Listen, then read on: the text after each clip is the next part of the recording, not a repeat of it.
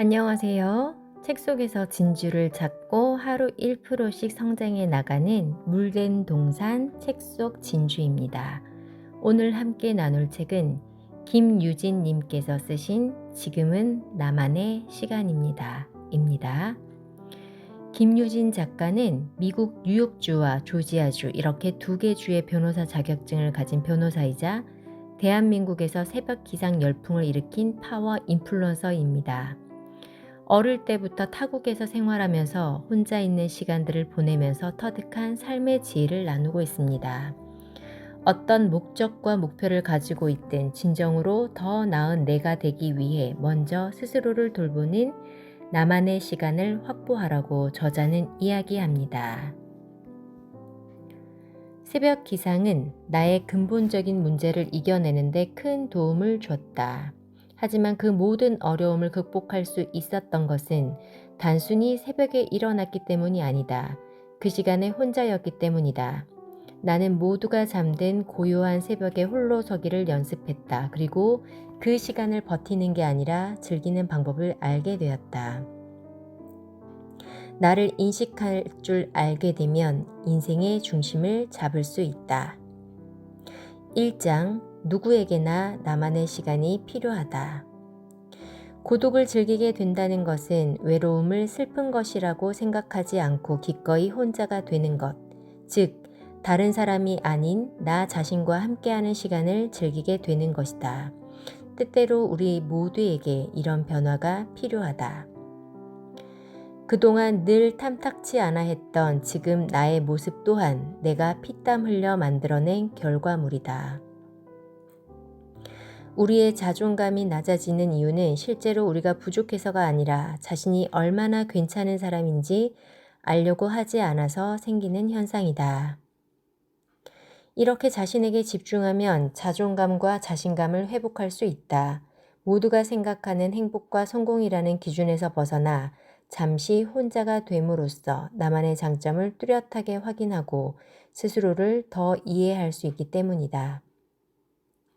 원하든 원하지 않든 사실이든 아니든 사람들은 서로 평가하고 서로에게 평가를 받는다. 타인이 나를 멋대로 판단하는 게 싫다고 해도 어쩔 수 없다. 누군가의 생각까지 막을 수는 없기 때문이다. 그러니 답은 하나다. 그 평가를 대하는 나의 자세를 바꿔야 한다. 인간은 혼자 있을 때만 진정한 자신이 될 수 있다. 고독을 즐기지 못하는 사람은 자유도 사랑하지 못한다. 혼자인 인간만이 진정으로 자유로워질 수 있기 때문이다. 나만의 시간은 결코 잘못된 시간이 아니다. 물론 문제가 생겼는데 일방적으로 연락을 끊어버리거나 다른 사람을 차단해버리는 행위는 삼가야 한다. 그건 혼자만의 시간이 필요한 것이 아니라 문제를 회피하고자 하는 목적이 더 크기 때문이다. 2장 나만의 시간을 제대로 활용하는 첫 번째 방법, 리셋. 깨끗한 도화지에 그림을 그리면 이미 지저분하게 낙서되어 있는 도화지에 그림을 그릴 때보다 결과물이 더 명확하게 보인다. 이처럼 삶을 지금보다 더 뚜렷하고 깔끔하게 그려내기 위해서는 기존에 그려놨던 자신의 모습을 지워야 한다. 갖고 있던 생각, 알고 있던 지식, 기존에 유지하고 지켜온 자신만의 신념과 가치관 등을 모두 과감하게 삭제해버리는 것이다. 나는 이런 것은 언런이라고 부른다. 언런은 리셋된 나를 만나기 위한 첫 번째 필요 조건이다.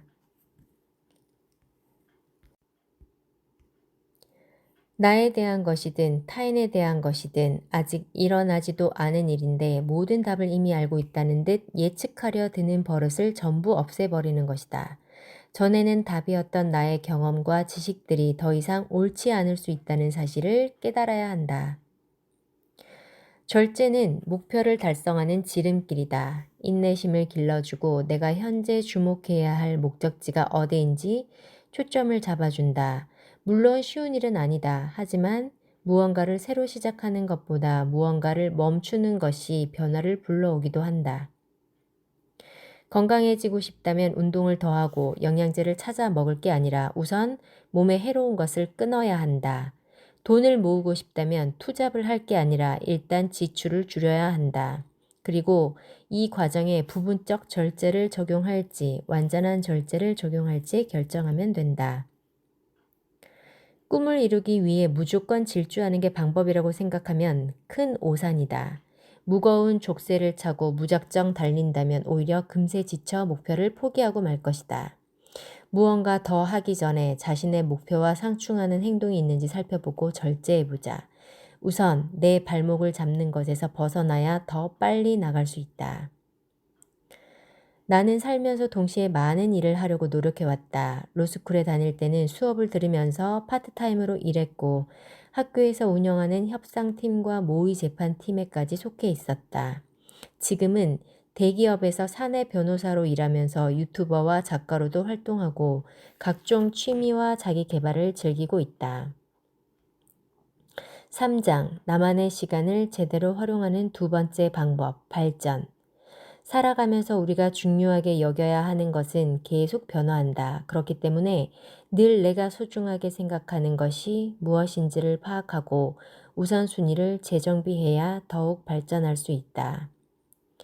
관심이 있어야만 취미 활동을 할 수 있다고 생각하는 사람들도 많다. 하지만 문외한이었던 분야도 습관적으로 조금씩 하다 보면 관심이 확장된다. 목표가 흐릿하더라도 일단 루틴으로 만들어야 예측하지 못한 기회가 계속 생긴다.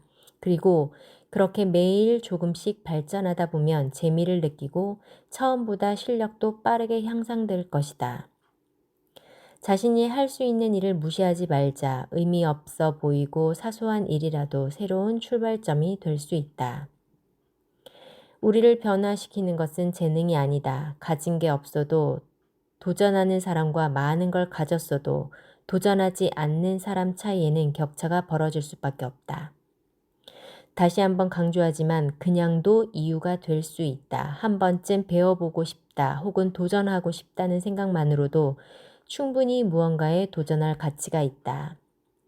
나처럼 확고한 꿈과 목표가 있어 스스로 무엇을 하고 싶은지 정확하게 아는 사람이 있는 반면 이것저것 하다 보니 성과를 내게 된 사람들도 많다. 그렇다고 해서 그들이 이룬 일들이 내가 이룬 것보다 가치가 없는 것은 아니다. 특별히 해야 할 이유가 없는데 꾸준히 그 일을 계속해서 무언가를 이뤄내는 게 쉬운 일은 아니다. 그리고 보면 어쩌다 보니는 참 간단하면서도 마법 같은 단어다. 겁이 나는 것은 긍정적인 신호. 무슨 일을 해도 크게 상관은 없지만 도전을 할 때는 최대한 나를 두렵게 만드는 일을 선택하는 것이 좋다. 나 자신을 스스로 제한하지 마라. 우리는 우리의 마음이 허용하는 만큼 나아갈 수 있다. 내가 믿는 것이 곧 내가 성취할 결과다.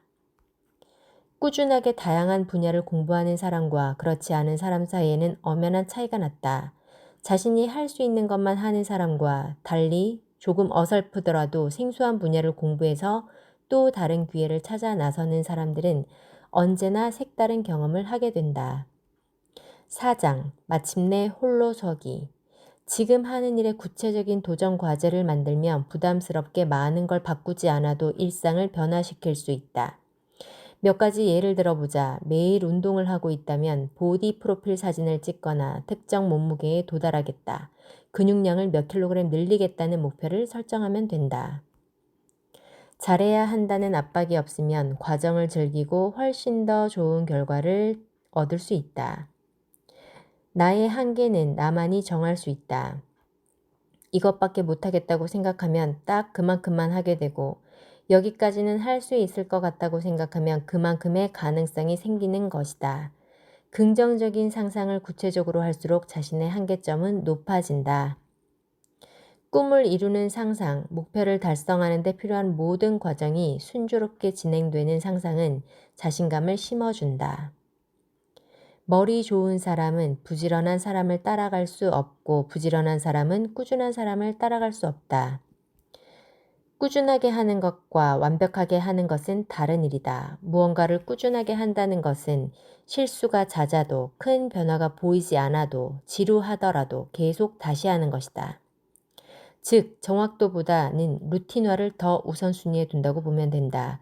이렇게 지치지 않고 반복하는 사람들은 시도 횟수가 많기에 자연스럽게 더 많은 정보를 접하고 더 다양한 기회를 만나게 된다. 그러니 결국 최종 결과도 다를 수밖에 없다. 지쳤을 때 쉬는 것보다 꾸준함을 유지하는 더 효과적인 방법은 지치기 전에 미리 쉬는 것이다. 지칠 때 쉬는 것과 지치기 전에 쉬는 것은 확실한 차이가 있다. 모든 에너지가 소비된 상태일 때는 긴 회복 시간이 필요하다. 반면 지치기 전에 주도적으로 쉬는 시간을 가지면 회복이 아닌 에너지를 충전하는 데 집중할 수 있다. 앞으로도 계속 할 수 있을 것 같다는 자신감과 확신이 생긴다. 이것이 나의 꾸준함의 비결이다. 잘 생각해보면 누구에게나 지금 하는 일을 즐겁게 할지 말지에 대한 선택권은 주어진다.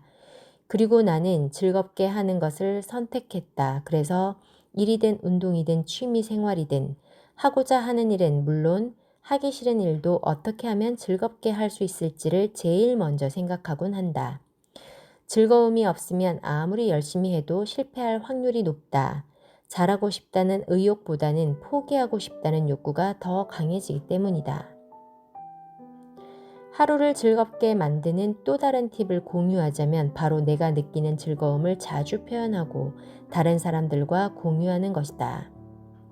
오직 나 자신만이 내 에너지를 충전시켜줄 책임이 있는 존재라는 사실을 기억하라. 비난과 불평, 핑계대기를 멈추고 어떤 일이 있더라도 나만의 목표를 향해 꾸준히 나아가라. 나 자신이 되게 하지 못하는 관계에 얽매이지 마라. 나를 더 발전시킬 수 있는 사람들로 주변을 채워라. 나에게 마지막 하루가 주어진다면 어떤 일을 하고 싶으신가요? 네, 이상이었습니다. 오늘 하루도 성장 마인드셋에 도움이 되셨다면 구독, 좋아요 부탁드립니다. 행복한 하루 되세요.